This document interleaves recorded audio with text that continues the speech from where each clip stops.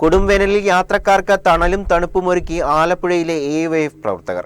Bus കാത്തിരിപ്പ് കേന്ദ്രമില്ലാത്ത കോടതി പാലത്തിന് സമീപം ഓലപ്പുരയും കസേരയും തണ്ണിമത്തൻ ജ്യൂസും ഒരുക്കിയായിരുന്നു ജില്ലാ നേതൃത്വത്തിന്റെ മാതൃക.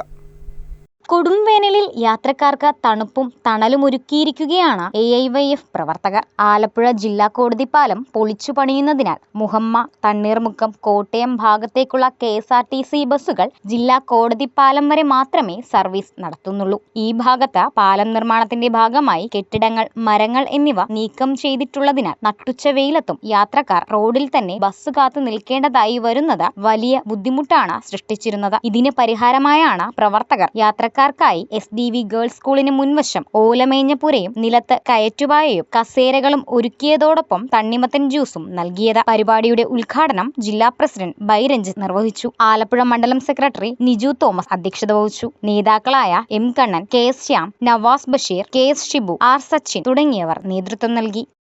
യാത്ര നേരെ സ്റ്റാൻഡിലേക്ക് KSRTC ബസ് പോകാത്തൊരു സാഹചര്യം ഉള്ളത് നമുക്ക് എല്ലാവർക്കും അറിയാം. അതുകൊണ്ട് തന്നെ ഇപ്പുറത്തെ കരയിൽ നിന്നാണ് മുഹമ്മയിലേക്കും തണ്ണീർമുക്കത്തുമുള്ള ബസ്സുകൾ സർവീസ് ആരംഭിക്കുന്നത്.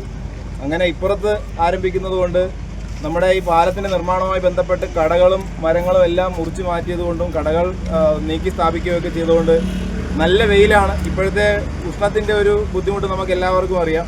10 മണി മുതൽ 3 മണി വരെ പുറത്തു പോലും ഇറങ്ങരുതെന്നാണ് കാലാവസ്ഥക്കാർ പറഞ്ഞിട്ടുള്ളത്. അപ്പോൾ ഇന്നലെയും മിനിഞ്ഞാന്നുമായി നമ്മൾ ഇവിടുത്തെ ഈ ചൂട് സഹിച്ചുകൊണ്ട് യാത്രക്കാർ നിൽക്കുന്നത് നമ്മളെല്ലാവരും കാണുന്ന ഒരു കാഴ്ചയാണ്. വളരെ ബുദ്ധിമുട്ടോടു കൂടിയാണ് യാത്രക്കാർ ഇവിടെ യാത്ര ചെയ്യുന്നത്.